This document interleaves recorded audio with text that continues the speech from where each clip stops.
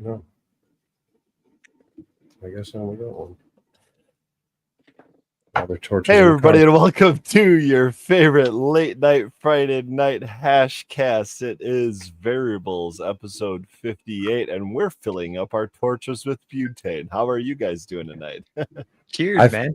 I feel like I missed the warning for the start of the show. There was no warning. I saw you guys just both grab a can of butane, and I'm like, fuck it, this is perfect. Doing it live. Yes, sir. Cheers, everybody. I'm good over here.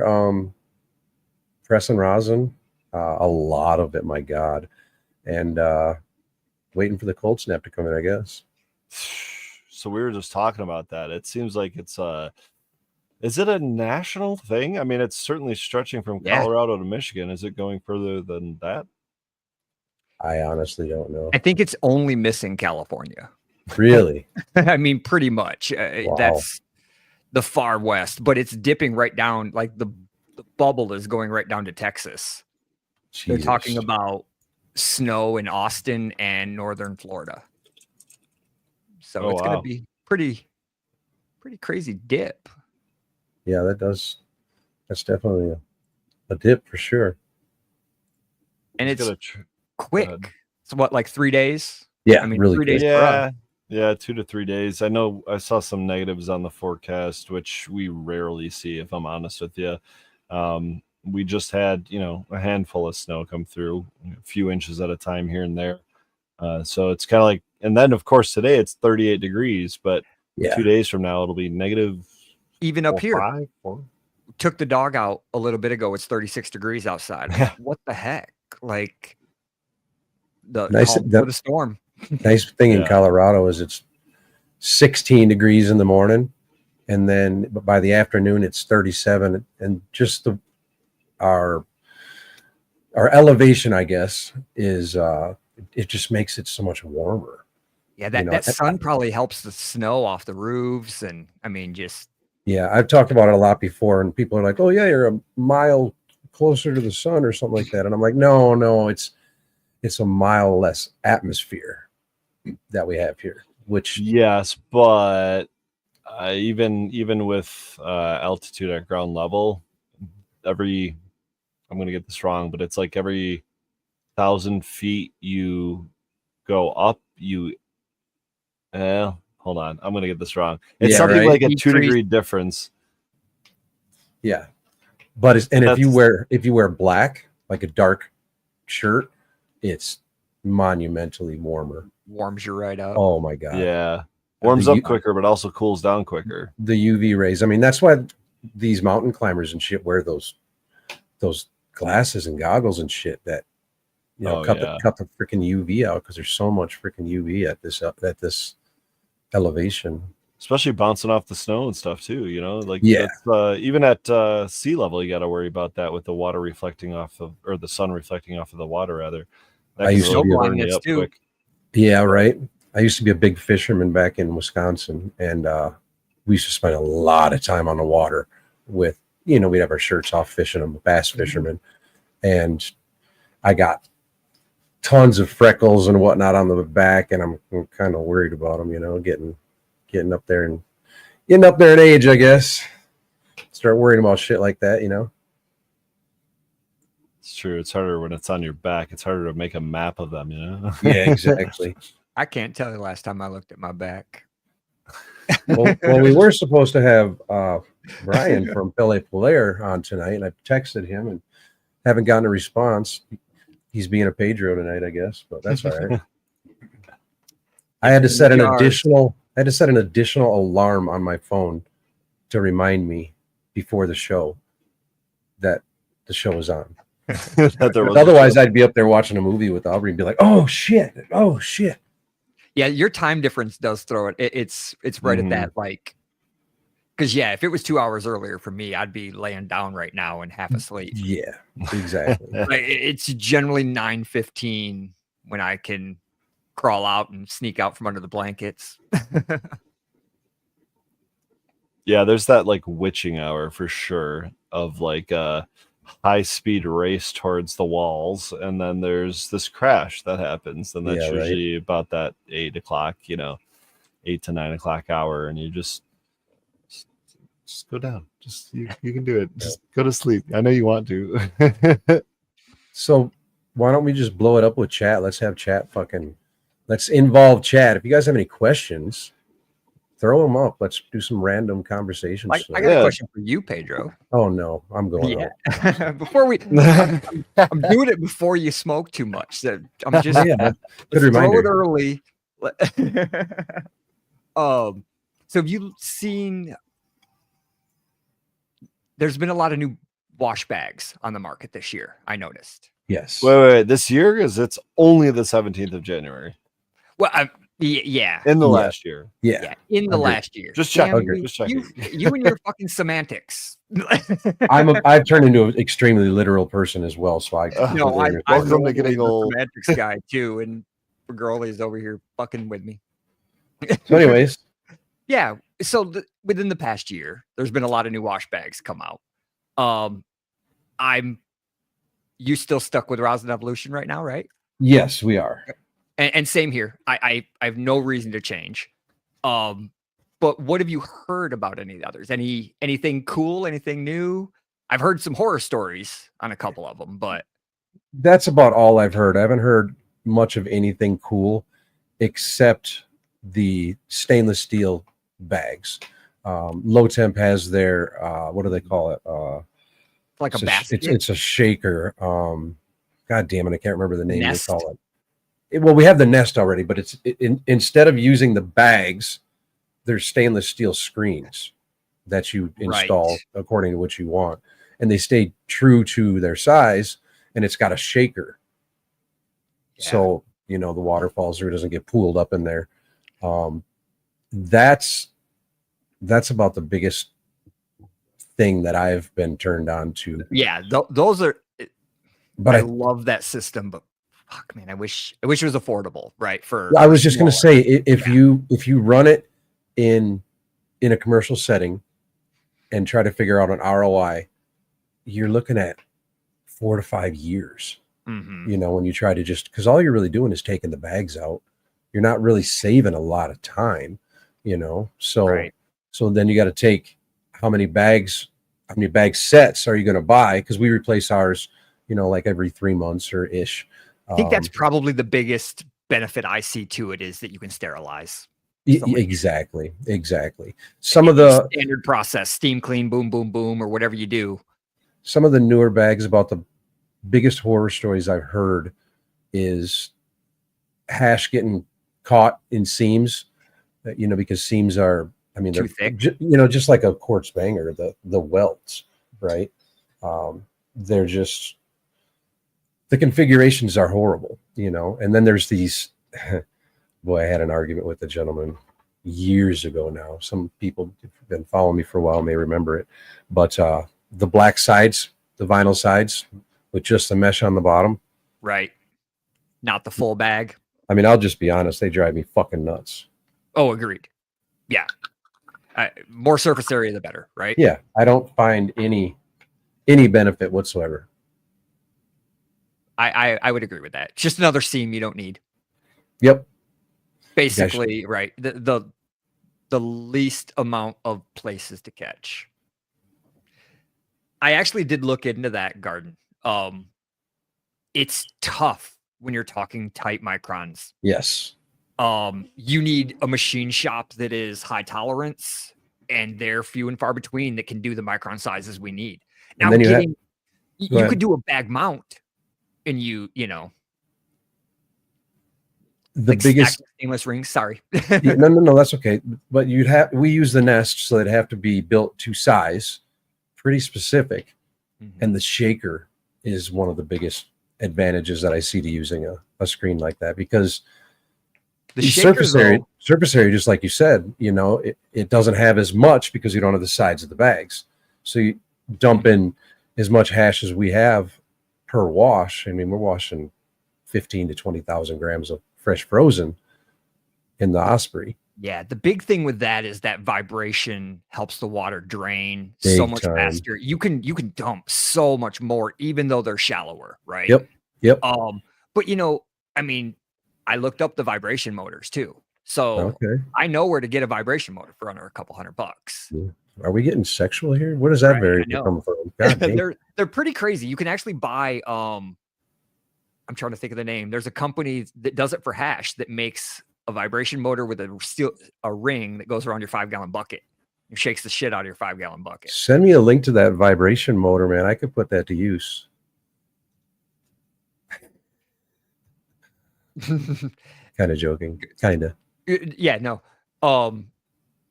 We've actually talked about that, Garden. It's a tough one because scalability is your bottleneck. What would be the wave? The what would be the future if washing isn't it? I like that, Jay. The first thing that came to mind was the automated static sift type of system. So we'll hold off on that a little bit until we have Jen on the show. Okay. Jen is in the middle of that right now. Just a real quick explanation without breaking it down too much because I don't want to steal it from her. But I believe they're still making bubble, and I believe they're air drying, but they're using static electricity I think it's static electricity to clean after their hash is dry. And some of the pictures she's posting, man. Yeah. Now I don't know if that's then going to go to fresh or full melt, or if they're going to then try to make, rosin out of that. That's true. Yeah. I'd love to make fucking some hash out of some rosin out of like true clean full melt. 100% clean heads. Yeah, because I mean, let's be honest. When we press, there's a certain amount of stalks and stuff that gets stuck, and always something. And there's ways to reduce that, but it's kind of always going to be there, and it does affect the quality of the rosin, especially commercially. Because sometimes you just don't have the ability to separate everything. It's more time, more money, more packaging, more everything. Yeah, even following French's advice, right? Like washing the shit out of the hash in the bags, moving it around. I'm not doing commercial level dumps, but it's still a lot of hash in the bag. You're moving it, you clean it, doing it as much as I do, thinking I have it as clean, and then you get into a photo and you zoom the fuck in, and it's like, it's not a lot. It's not dirty, but it's but there's stalks. I've always said, and I think I said it on the video with Jeremy from Build a Soil. You got to wash your flour, then you got to wash your fucking hash. You got to rinse your fucking hash enough to hopefully get rid of those stalks if you can. And there again, commercially, it's so much more time because you're dumping so much more material. It would be interesting. I'm thinking kids' toys, because right now what's happening is we're putting the cylinder through the circle hole. The stock is able to slide through because its diameter is the right size, and then it's catching once it flips to the side in the bag we don't want it to catch in. But how do you fix that? Well, that's what's sexy about what Jen's doing is she's cleaning, without that rinsing, she's cleaning it dry. And yeah, the sift technology we saw with, I'm trying to think of the company name. It keeps escaping me. We saw it with Marcus, right? I think Marcus showed us where they're dumping down through and static plate, and it's very cool stuff. That's an interesting one. I love the idea of eliminating the water because we talked about it in the wash and the freeze dry. We're losing some of our VOCs. So if you can eliminate that step and eliminate losing them, dry sift is fun. I haven't done dry sift in a while. And again, I believe she's still washing with water. Steven's got my back. SC filtration. I believe they're still washing with water, and I believe she's still air drying. but then she's using the static to post clean the hatch. Oh, okay. Oh, so post clean. I believe. Now this is just me. This is just my understanding of what's going on. That's really interesting because, I mean, we did static cleaning forever ago with our damn cigarette packs, right? Yep. You pull your cellophane off. There you go. You got your static cleaner right there. Yep. It's just more controlled. Way more control. I wonder what the variables are on that. That's what got so me thinking is there something, I guess, the weight of the heads with the containing oil. That's got to be the thing, because that's what we want. We want the oil. So it's got to be, is it the weight of the oil that's holding them? So is your static charge, you have to dial it in, obviously, distance as well as strength. Yeah, I definitely want to get her on the show to explain exactly what the fuck she's doing, because all I'm doing right now is guessing at best. Mm-hmm. It's fun to do that, though. But I mean, if rosin's not the way of the future, then what is? It's not flour. It's not disty. Ooh, Eden's got a new cart thing coming out. Tell us about it as you do your dab. What is the future? I mean, I feel like flour always has a place. Even as the stoner population ages, I think there will always be a place for flour. Certainly and that is the overall biggest seller, at least in this state. But the top sellers by units moved, if you will, is pre-rolls and vape cartridges. I was going to say, I think ours is vapes. Yeah, and that clearly points to convenience to me. It has a lot to do with not being, well, maybe not so much the pre-rolls. That's certainly convenience, but the vape cartridges, I think, are a little bit more of a discrete device, if you will. You can. I mean, let's be honest. You can hit them in the corner of a bar. You can hit them in the bathroom. You can hit them at a show. You can hit them while you're walking down the street. You can take a fucking rip on the way into work and not smell like weed going into work. You know what I mean? Or on your lunch break, or whatever. You do the reverse bong where you hit it and then you blow it through your soda. You exhale through your soda, so that way it's just my fog machine. Don't worry about this. Anywhere. I'm just blowing bubbles. Blah, blah, blah, blah. Yeah, like you're 3. But I mean, is there? If we could predict something, you know what I mean? Like, is there? Puffco just came out with their new piece. I forget what it was called. I feel like Superior might remember the name of it, but it's just even more discreet than a Puffco like peak. You know what I mean? It's a shrunken down version of that, if you will. So more or less, it's about convenience and discreetness. If that's the way this is all going. So I mean, if rosin's not the way of the future, then by this comment here, what would be the benefit of sinking your money into equipment made to make hash and rosin? Hold on. I just want to say I made this comment fucking 8 years ago on a podcast, if not longer. The people that got rich on the gold rush weren't the people digging for gold. It was the people selling pickaxes and wheelbarrows. You know what I mean? So that's why I back in the GrowTube days, everyone that was listening, I'm just like, go get a fucking law degree in this shit. You know what I mean? Go get your real estate license and focus on cannabis, facilities. Like, there's a lot of vectors. Yeah, a lot of ancillary type jobs you can get that isn't directly involved in this. Because as we see now, I mean, the time has come and gone for Michigan, I think, and for a lot of states. But I was actually thinking about this earlier because we talked about it last week with the new Whistler Tech unit that came out, and it's priced above the low temp mini. And I think it's double, maybe. And it threw me for a minute. And I've been thinking about it this week because I'm trying to figure it out in my head of who's the market, right? So going back to the equipment comment, I 100% agree. In business, during a gold rush, sell shovels. It's what everyone says. Provide the equipment for the people doing the hard work.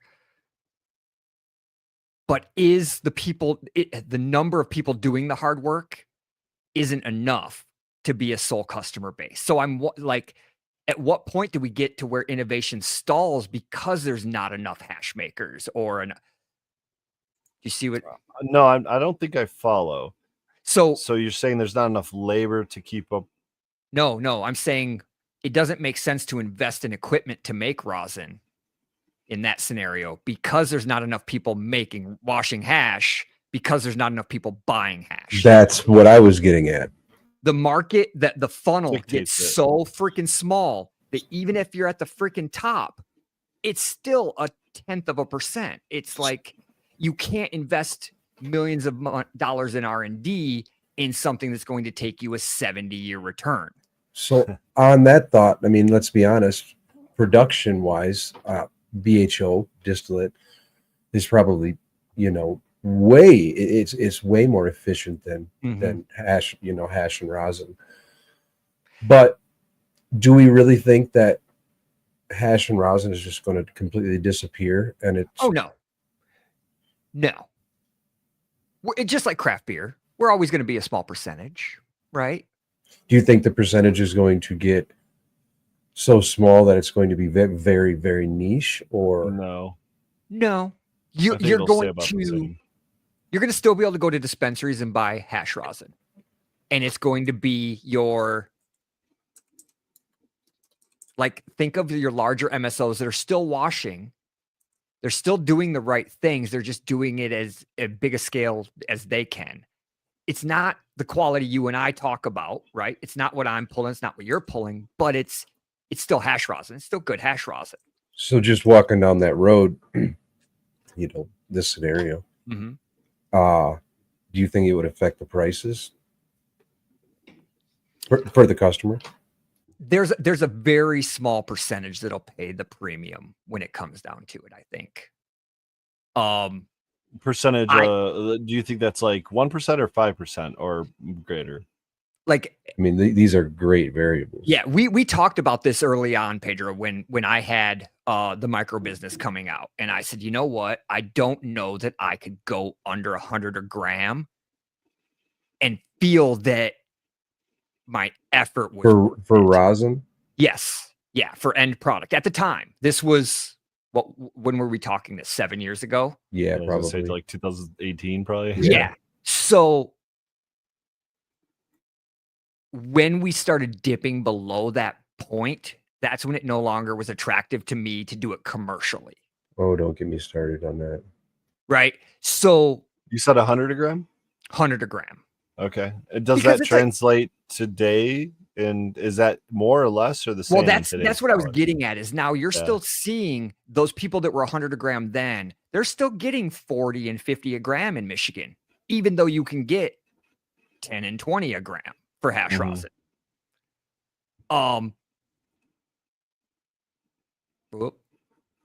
Flip.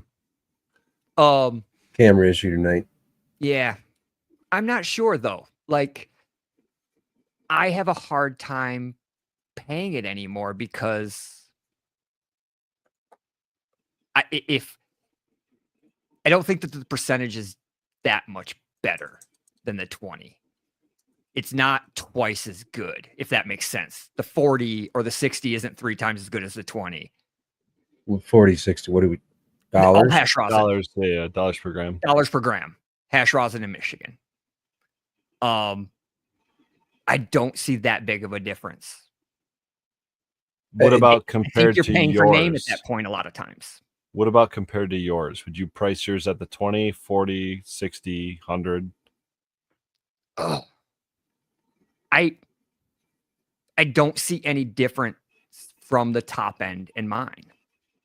That's why I buy it. Like, even that's why I said I had to go around and test, because I didn't know.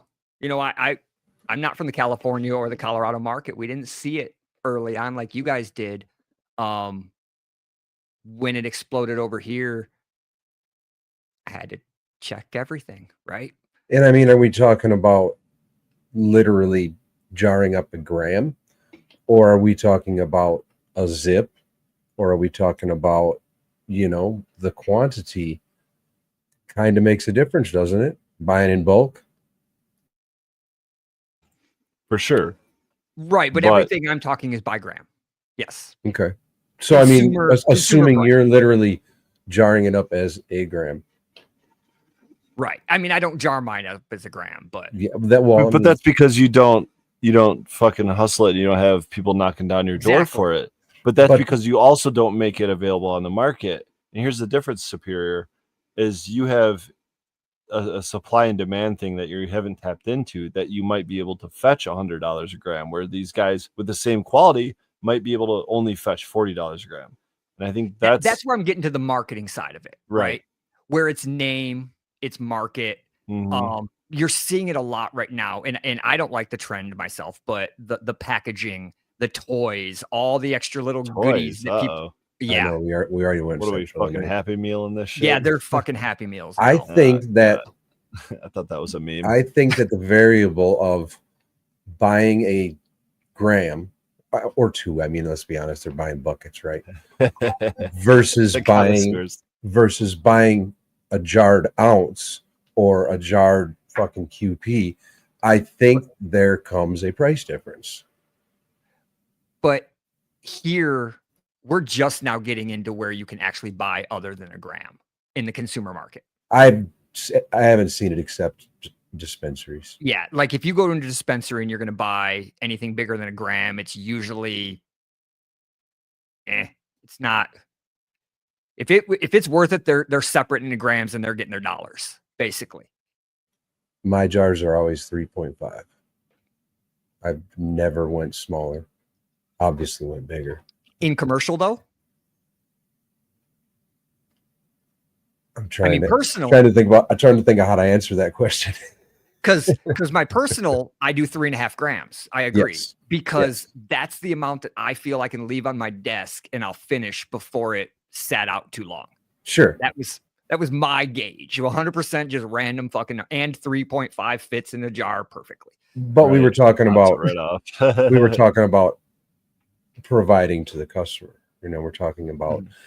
I mean, there's the other variable. Are we talking about the gray market, or are we talking about the legal dispensary?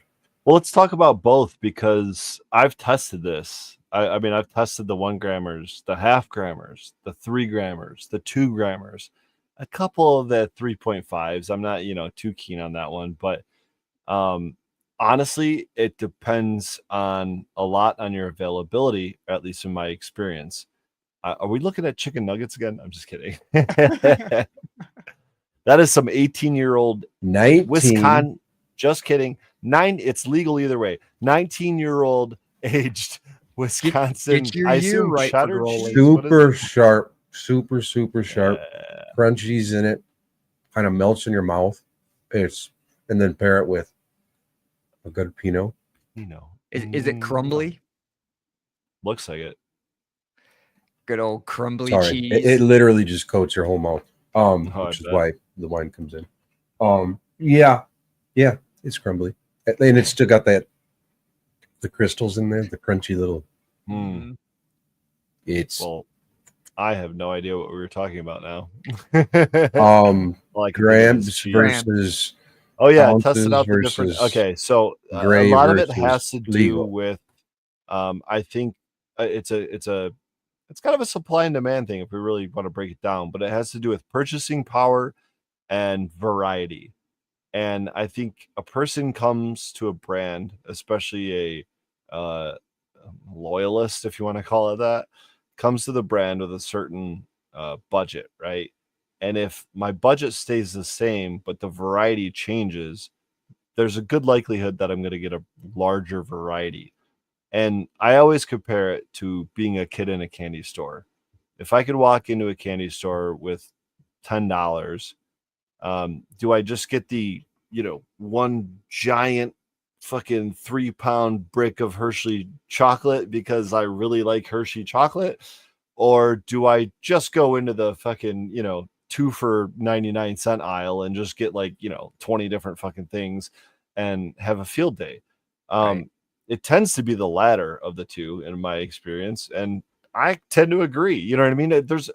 And listen, I'm the guy that goes to restaurants and orders the same thing every time. And I'm going to that restaurant to order that thing because I know that I like that thing at that restaurant. And if I want something else that's not that thing from that restaurant, I go to a different restaurant, right? Because they have that other thing that I like. I'm not going to risk it over here, even though they have great this. I'm going to go over here for this because I know they have great this, right? and Nothing it's worse so than trying something new at a restaurant. being that you- disappointed. and Yes. like I should have ordered my regular. Yes. Why the fuck didn't I get the chicken parm? I know the chicken parm is good. This Alfredo is bullshit. It's way too wet, way too creamy. What are we doing here? You know, I'm going back to the chicken parm. And that's kind of how I feel about a lot of things. So, you know, I've just one opinion over here. But if I could lay out a variety of, say, 10 or 20 different Pergoli flavors in front of you, are you going to try the 10 or 20 different, you know, 1 gram jar? Let's call it just 10. Let's go for the sake of 7 grams. Are you going to go with 7 individual grams of 7 different flavors? Or are you going to go for that 7-gram bucket of lime skunk? Chat, you tell me. What's cheaper? Same price per It's gram. all the same fucking thing, man. It's all the same price. Can I answer? Sure. I'm buying variety. If it's the same price across the board, why not, right? You Yeah. have to figure it out, you know? But I don't think that should be the case. Why? Bulk. I feel the more you buy, it should, you know, you just get a bulk price. It depends. Well, so there's another element to that though, and that's scarcity. So if you only have 100 grams from this run and you jar up 101 grammers, or you can jar up 33 3-grammers, it's that as well. Would you sell bulk price if it was scarce? Well, and that's the thing. Do you need to sell bulk price if it is scarce? And even if it's not scarce, it could be a demand thing. It could be a supply and demand. You know what I mean? As long as you're meeting that. I feel like when you get to the break even. bulk, that tells me they're overproducing what their 1-grammers will sell for. So they're doing bulk buckets. That's usually where my brain goes. If It's there's a business thing. If they're the same price and I like a particular, you know, strain, then I could see buying a single 7-gram bucket, you know. But I don't believe they should be the same price per gram. Okay, but think about it.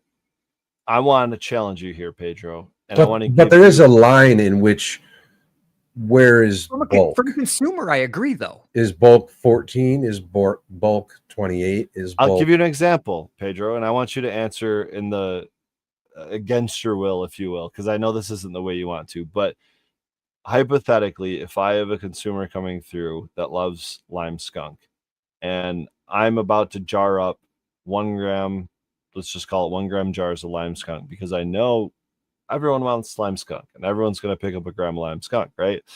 If I have someone that comes through and wants to buy a 1 ounce jar, one bulk 1 ounce jar of lime skunk,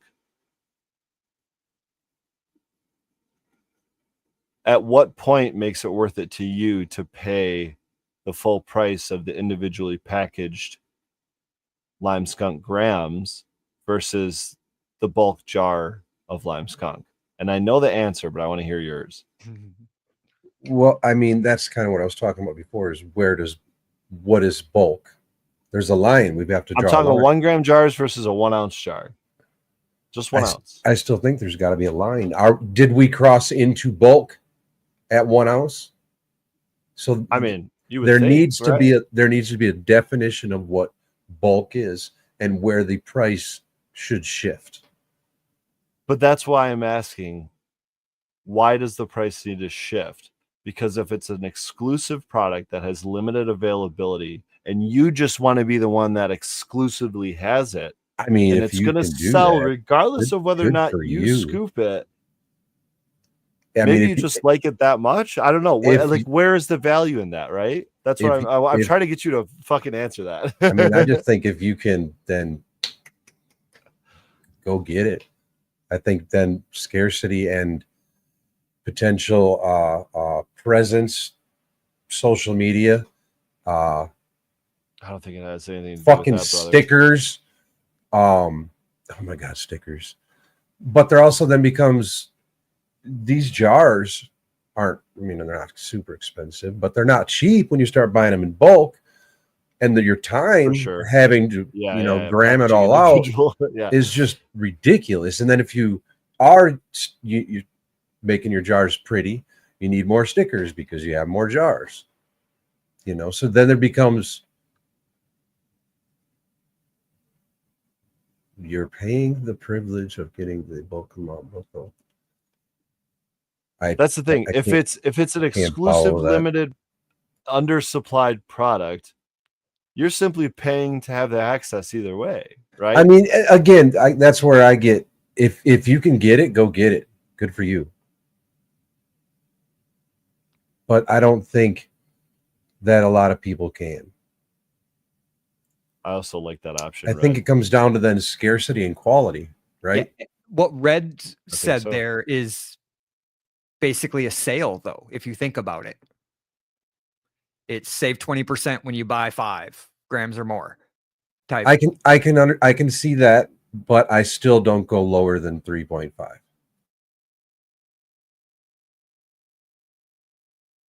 for my personals. Yeah, I think that's the kind of the point is like there's a reason. You ever go to like your local food market and you go to their bulk food section and they have all the candy in the tubs and you scoop it out into a bag and you weigh it by the pound or whatever, and they don't have M&Ms. You know why? They weigh more. No, because M&M's doesn't need to sell their shit at bulk. It's not a scarcity; it's a brand recognition. They will have knockoff M&Ms, but I guess that's what I meant by social media, by your presence, your marketing. Yes. It's always the knockoff stuff in the buckets on a lot at the grocery store. You're not gonna. What do they call them? Like chocolate coated chocolate candies, right? Yeah, yeah. And yummy yums. The coating is always like 4 times as thick as a normal. Like M&Ms are just that perfect little crisp snap. Dude, it's just the ones that didn't pass the test. They like went through the extra hole that they had that was too big or whatever, or weighed too much. And it's just all the reject M&Ms. I mean, to Garden's point here, I'm in a lot of different businesses and very deep in tech. I worked with some very big companies that have been in mortgage, grocery, space, and security. All of those companies, aerospace, their jobs, were secondary. What they were really good at, what their primary core focus was marketing. Every single one of them. How do you equate that to sales? I'll quote Dan Gilbert here for you. Nice.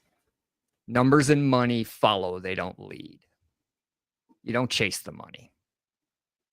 If you build the business correctly, you will earn the money.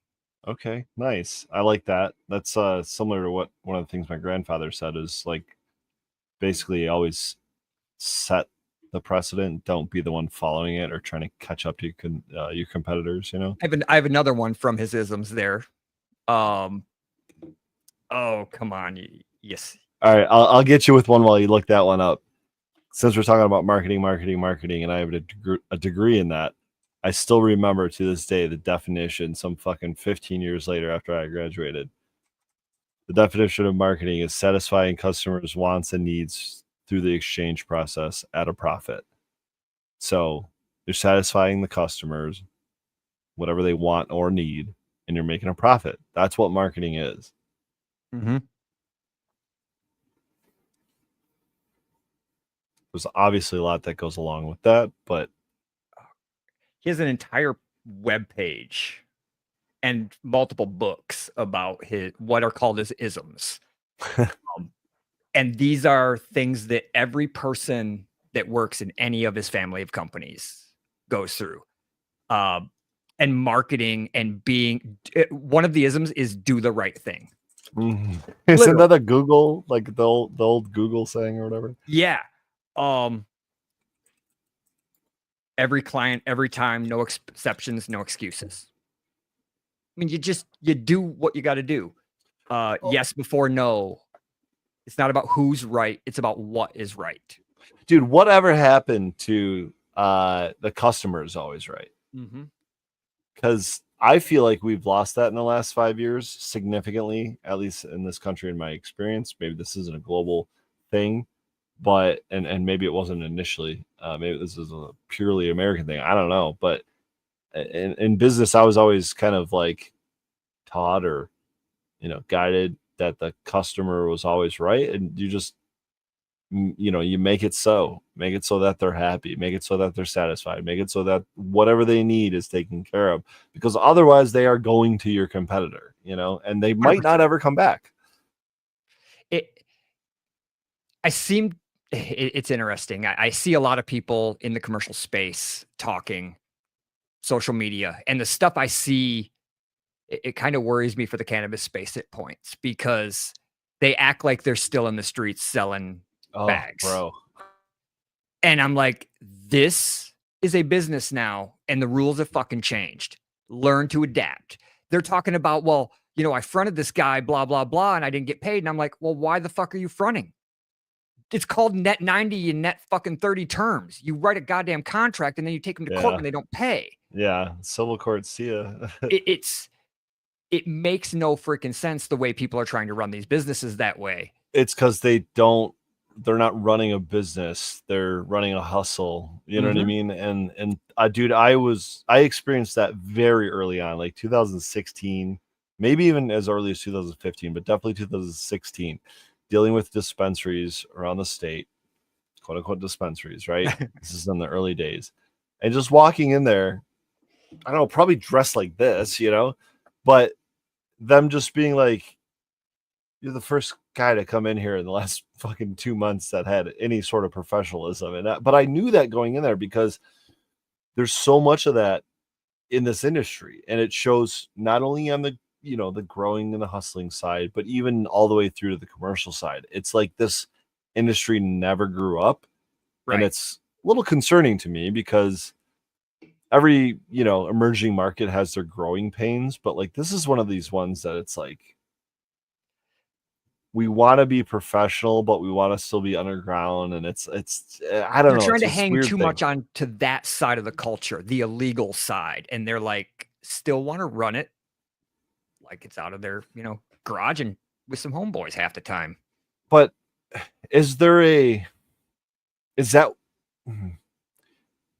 disconnect, or is that what the culture is, right? Like, is that the culture of weed and 420 and cannabis and all this stuff? Or is that just like a weird, shady corner of it or something, It's an interesting one. I think it depends on where you're from. Like, the weed culture that I grew up with isn't the weed culture that I learned about that existed in California. Because Detroit and Cali were very different in the 70s. Very different in the 70s. So, I mean, yeah. I'm trying to figure out where we're at in the conversation. Just the culture, like this culture of like hustling and being underground and doing deals and stuff, and then it gets making like a transition to business. Yeah, that just makes me think of when I bought my first. Do you remember when you bought your first weed? Legally? Yeah. No, not legally. Your first ever. Yeah, I got busted. I specifically remember mine. It was from a cousin of a cousin, like in the family, but I couldn't tell you.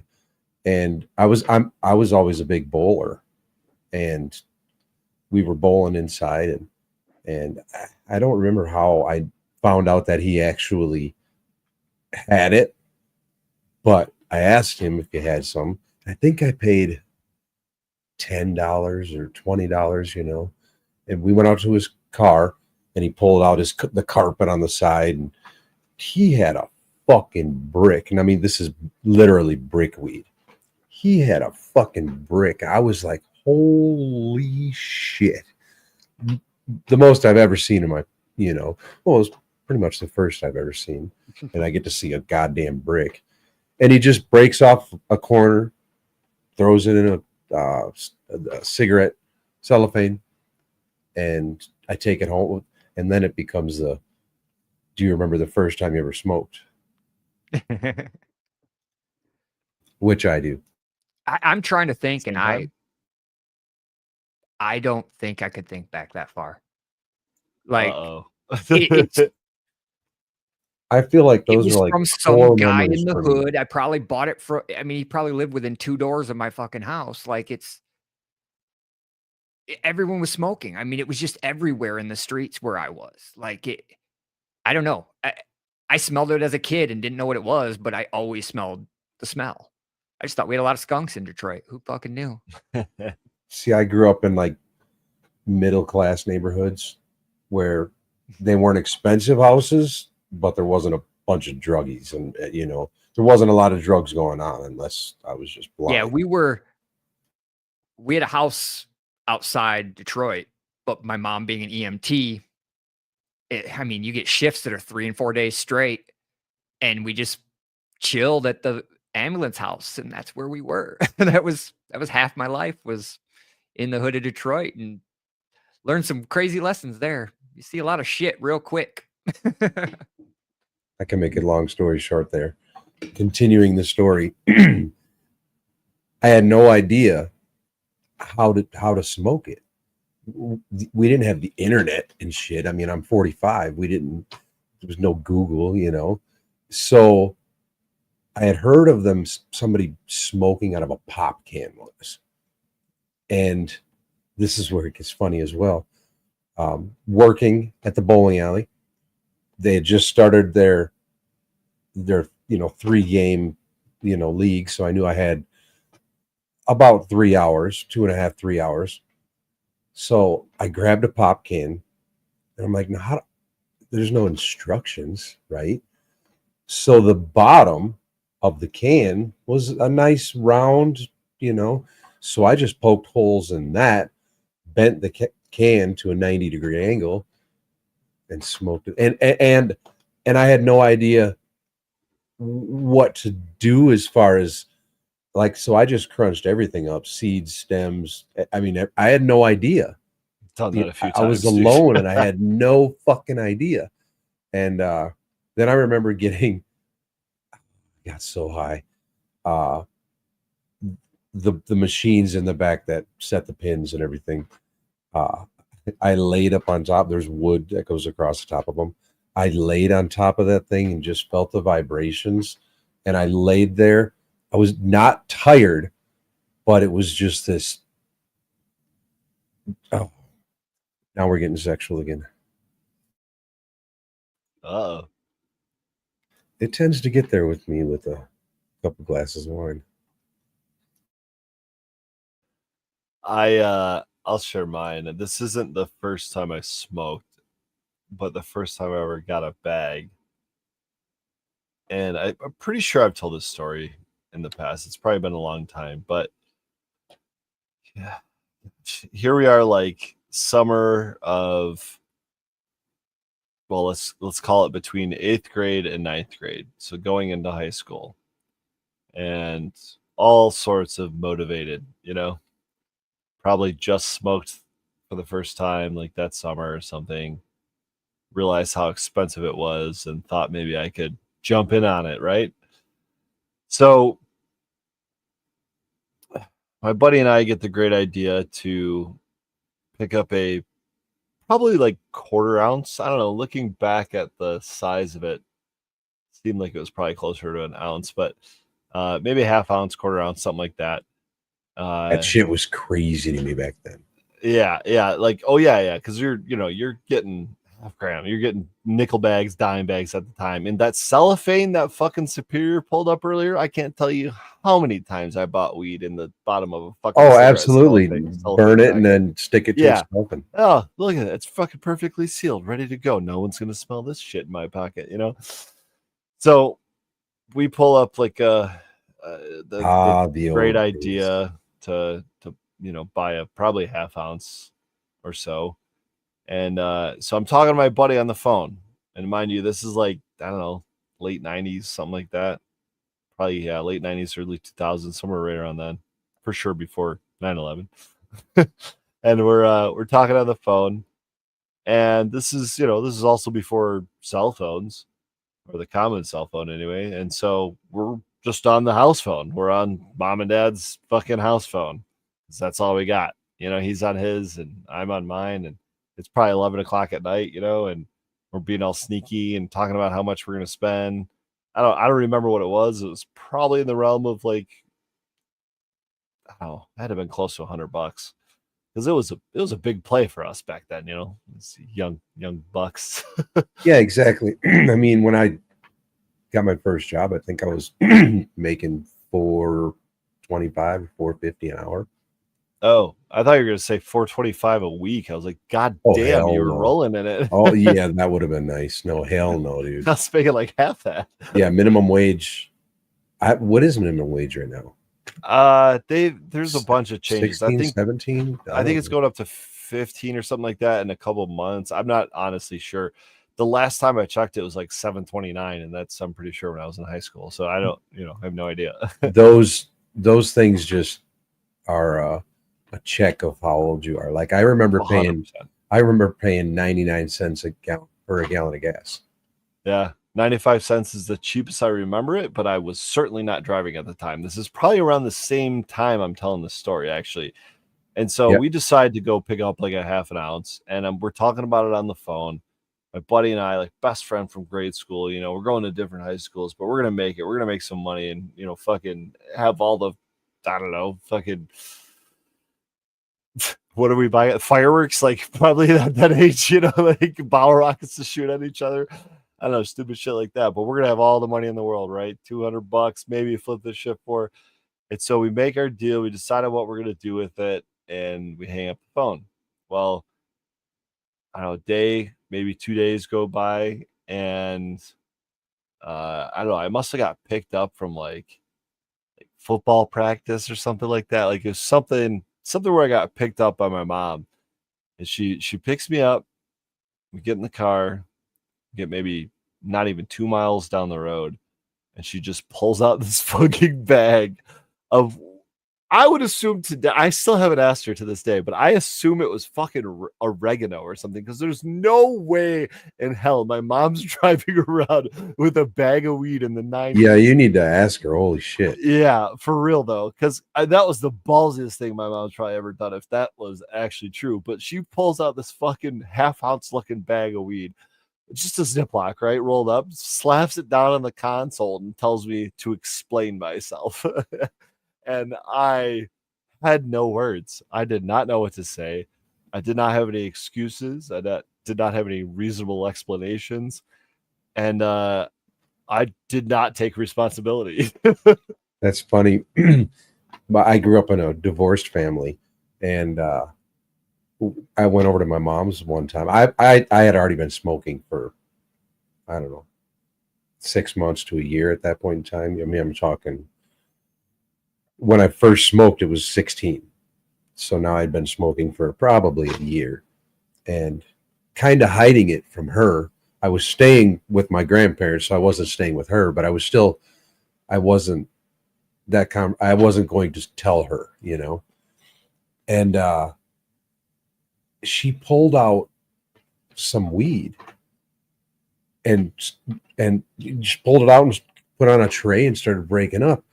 And I remember specifically just looking at her and I was like, my mom smokes weed? And we got high. And this is when the internet like just came out, AOL.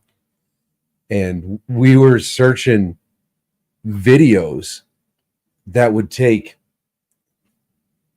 2 to 5 minutes to load, and we laughed so fucking much, dude. I specifically remember it being one of the times that I've just laughed the most being high. Dial up, right? Oh my god! I worked for AOL, by the way. Oh, and I was going to say that too.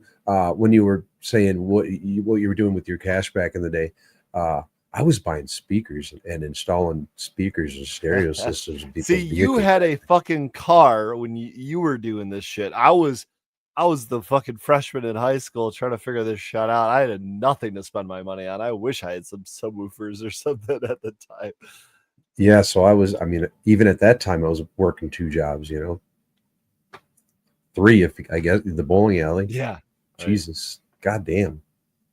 But did you ever make more money from weed than you did from regular jobs until you became an adult and actually figured it out? You know what I'm saying? No, not at all. Yeah. It was just a pipe dream. It was like, yeah, this is going to be fun. This is exciting. I have too much testosterone. I don't know what to do with it's fucking awesome weed.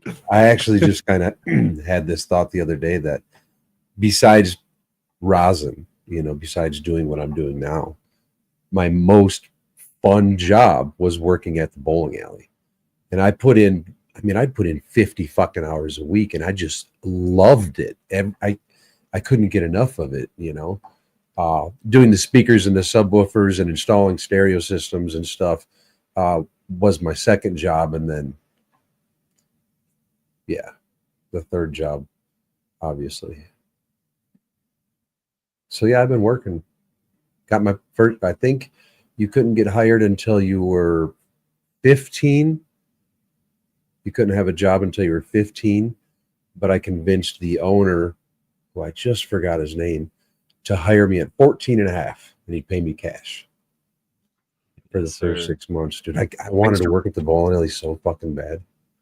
I used to ride my bike at 14 to the pizza place. Started there, and they would let me work on weekends. Then when I got 16, I took a co-op job. So I'd work at the co-op job instead of going to school, and then go to the pizza place after, like raking it in as a teen. I wrote OSHA, but I was driving a high-low at 14. I was riding a fucking skinny wheel 10-speed with the curly handlebars. I rode that motherfucker everywhere. Oh, that was the best. Those fucking summers when you're like 7th, 8th, 9th grade. Well, maybe 9th grade, but like you like up until the point you get your driver's license, all you have is a bike, right?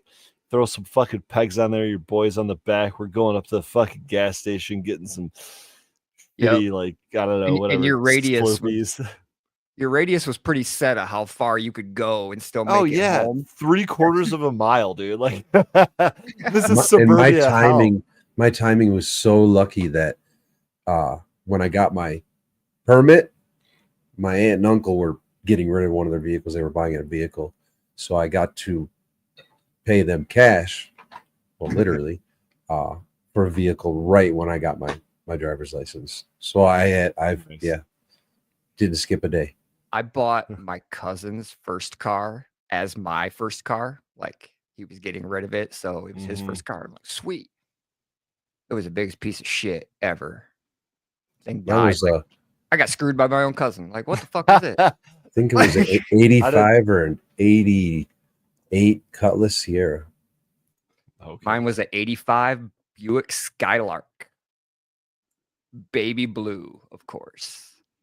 I'm not going to date myself, but I did buy my first car for my older brother. It was a very similar situation. It was a clunker. He actually probably didn't drive it as much as he should have, giving it to his younger brother, but I took advantage. No speakers though, man. He was into it too. He put he had a couple subs, the amps, all that kind of stuff, but that was not for me. I spent so much money on that. Yeah. Dude, I was a stereo installer for a long time.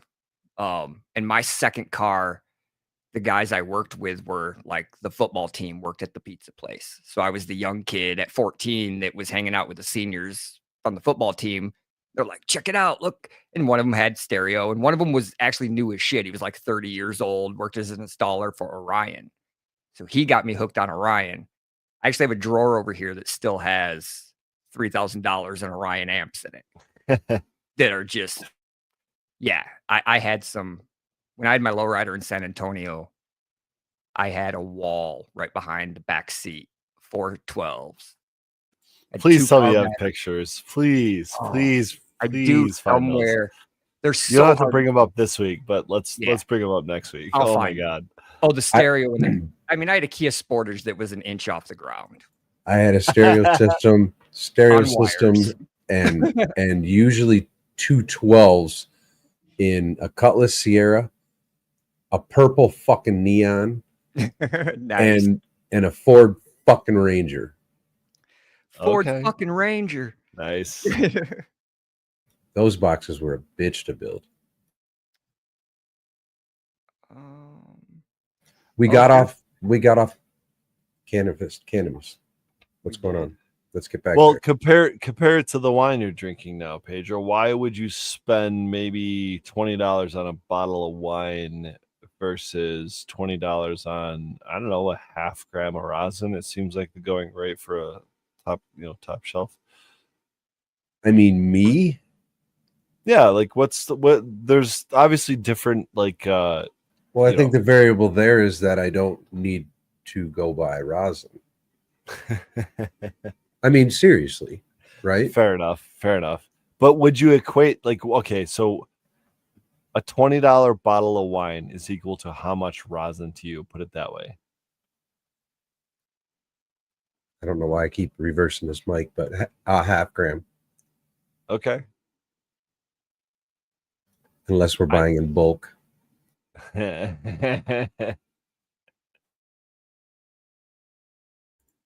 But we're not. So I'm so into drawing those lines. Like, where do we cross from not to buying bulk? and that's okay. You know, that's And I think it has to be established if we're going to, you know what I'm saying? If we're going to be accurate. Well, for conversation's sake, but those lines are all like always moving, you know. That's a per company thing in any industry. Well, and per location thing. Yeah, geographical, I mean everything, like there's so many variables there that affect that right there, you know, whether it's the price, the availability, that supply and demand is so much of this, and we pretend like it's not part of the economics because we don't want to think about it, but it predicts everything, man. And like, we have too much supply in Michigan, but it's too much supply in the grow side. We don't have enough processing supply, so there's a lack of supply there, so that keeps the demand high. But at the dispensary level, well, all things seem to be equal. I don't really understand what's going on because there's just an oversupply of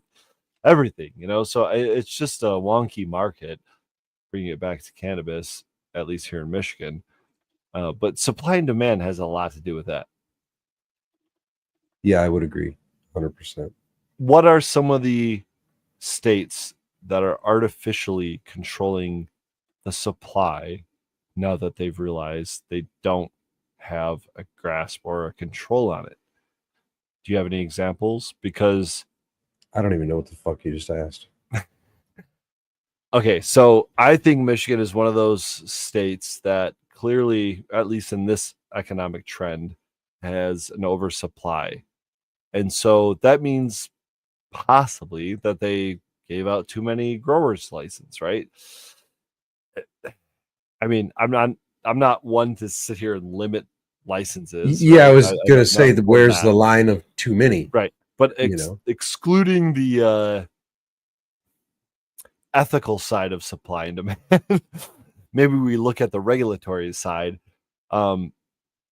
Is there a reason to limit cannabis supply? And I'm not talking about on the dispensary side. I'm talking about on the growing and processing side. Let's call it manufacturing. Is there a limiting factor of manufacturing per state, if not here, just here in Michigan, that we're not kind of like seeing or meeting yet? Because I know when it comes to liquor licenses in the state, they do actually kind of limit those based on, locality, a municipality, based on distance from each other. There's kind of a whole playbook that goes into that. But, and also when it comes to cannabis, there is that too, but it doesn't seem as narrow. So my question is, thank you for getting there, because I'm like What the fuck? I can see it. I can see it. Make it clear. Should the government or some other entity be limiting the amount of supply that each state provides, considering we're at a limited market within each state? I think things would change if we open it up to intra or inter state commerce. But if I we're mean, only looking at within each state, should there be limits? well, again, there needs to be a line of where is too much. And Well, what is that line? Is that because of the price? Is that that's because the of question. shit going to the bonfire? Like, what is it? Well, the next option is fucking duke it out. No limits, just duke it out. Who's gonna That's fucking what a free survive? market is, right? Like, you know? Yeah. Why should it be controlled? You know, the problem in Michigan is just oversupply, and it's held too much in Michigan. If we had the ability legally to disperse to different states and or countries, there's another variable. But would that take the price higher or just lower? You know, if you're opening it up to intra or interstate commerce, I feel like that would just lower the price. It just gives more accessibility. It doesn't necessarily increase the supply. It does increase the demand, but it will eventually increase the supply. And I don't think I think the supply is already higher than the demand in not most, but a lot of states. So maybe we can meet it already, you know? To me, it looks like because we're having more and more states become legal, we're on this upward trend, you know, being able to supply different places. You know, we're getting into a black conversation there, but there's going to be a plateau. You know, there's eventually, if we're federally legal, there's just going to be a plateau, and that's where the duke it out is going to be, you know, going to become real. Can you last when there's this much demand? Because that's where it's going to be, the plateau is the demand. Obviously, the supply is where we're talking about. Oversupply is where you're at. I mean, you're kind of if you just consider Michigan, you're kind of at that. Well, if there is an artificial limit though that the government places, that would set like a really bad precedent. It's something they don't do in other industries. We have other laws to ensure competition still thrives, right? It feels like that would be the government playing favorites if they're limiting licenses. It's open to Don't corruption. they do it? But don't they do that already see in that. so many different industries? Well, yeah, but what industries? we're the variables podcast. They don't limit the number of licenses in any industry. Yeah, they do. Liquor licenses. Yeah, then the person that's applying over the limit, what makes all of those others that do have a permit? I'll give you an example. There was no, hold on. There was a plaza that was built in the in I want to say Macomb Township. We'll call it Macomb Township. There's a plaza that was built. It was built in the kind of parking lot, if you will, of the Costco that existed there. And actually, I think that plaza existed there before the Costco, but it was undeveloped land, and you know, things change and grow as they go, right? Well, this is a very populated area of the Metro Detroit, Michigan kind of space. We're talking millions of people. And it got to a point where this smaller liquor store actually lost renewing their license because the Costco that moved in next door, which is kind of on the same property they were, kind of took over their liquor license, and the county or the township or whomever's in charge of those licenses, I think the state, I don't know, county, state, they said, there's a limit to how many liquor licenses we can have in a certain area, and you guys are in the same fucking parking lot, so guess what? It goes to Costco. And it's one of those things where like the big guy fucking wins, and the little guy who's actually got way better craft selection, way better bourbon, whiskey, whatever the fuck you want to call it, selection, is actually getting the shaft and is no longer actually he couldn't. That's exactly what Budge was just talking about, corruption. Yeah, that's a local side. If you're talking the production side, the licenses to grow, to process, they don't limit that side. You're talking about the dispensary side, right? The dispensary, which they haven't seemed to limit really. I mean, some municipalities have said, exactly, and that is how Michigan is happening. How you have so many counties that don't allow them, and then some counties are like, hey, only 5, or there's like 5 or 6 times the amount of municipalities. Oh no, I think it's a 10-1. I think it's a 10-1 in Michigan. Like, yeah, 169 municipalities have opted out, while like 269 municipalities have opted in. That's the ratio here in Michigan. So that makes me question the supply and demand, right there. But at the same time, it's like a lot of the populous areas are kind of covered, so it's a lot of these municipalities don't have a lot of population. Yeah. And realistically, I'm pretty damn rural, and I'm still only an hour away from literally 8 dispensaries. Yeah. And I'm in the middle of fucking nowhere. So yeah, until you get an hour away, though. That's the catch. Once you're an hour away and you're into those, you're never going to have them centers. But our little area voted to say yes. Mm-hmm. So you do have pockets where did it default to no? Number one, did they have to opt in? Yes. Yeah, they had to opt in. Right. So that means someone in these rural towns had to go to their little township board and go, hey, you know what? I think I want to open something here. Otherwise, why are they going to talk about it? Or someone on those boards were like, I'm going to open something here. Right. That's But if they didn't do that and it defaulted to no, that kind of explains the disparity a little bit better, especially with the number of rural and kind of, we have 150, 200 full-time residents here. Yeah. Some of these places are smaller than us. Yeah, but how much potential tax revenue just from tourists could that bring in? Is that equal to maybe 10, 20, 50, that would depend on your area too, taxes. Right? Because if your municipality is a bunch of fucking cornfields in South Central Michigan, probably not a lot of maybe more tourist dollars down by the border before. But if you're talking the middle of the state, are you really going to be bringing something? Yeah, well, even that's a college town, but yeah. I know. You know what I'm saying, though. There's Oscoda. Yeah. You might have a couple campgrounds and a fucking laundromat or something, but yeah, you almost have to make tourism out of the cannabis. You know what I mean? Like to make it like and someone exist. There is a weed-friendly campground in the western side of the more state, than one. There's more than one. Yeah. I'm trying to think of what it was called. There was a big event coming. Yeah.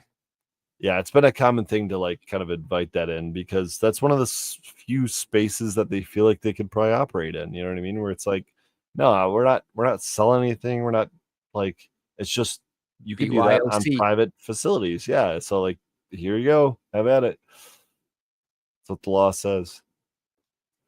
That's awesome.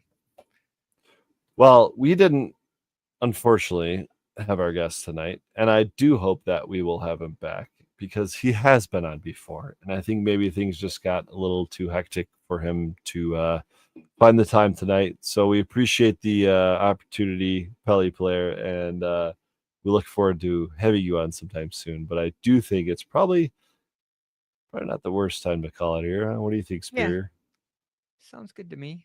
I know late. Pedro's missing, but he's probably tending to the family. Yeah, it's big game tomorrow. Big game tomorrow. Yeah, go Lions. They're I think it's their first time ever making it to the. Well, let's put it this way. I don't think they've ever had a bye in the playoffs, right? No, this has been fun. This has been a great year. I don't care what happens from here on out. It's been great, but we do want to see it all the way. Yeah. Let's take it there, and we're excited for it. And I'm glad to see you repping that even in the UP. I know there's a lot of fucking cheeseheads up there. Oh man, you got to go a little further west. UP usually. Once you go a little further west, my side start generally Munising, Lions Marquette. country. Yeah. Well, cheers, everybody. Thanks for hanging out with us tonight. Yeah, and we'll see you next week, most likely. We got a couple of guests scheduled here coming up in the next couple of weeks, and maybe we'll get Pelle back on here in the for sure coming weeks too to catch up with him. But cheers, and see you next time. Yep. Take care, everyone.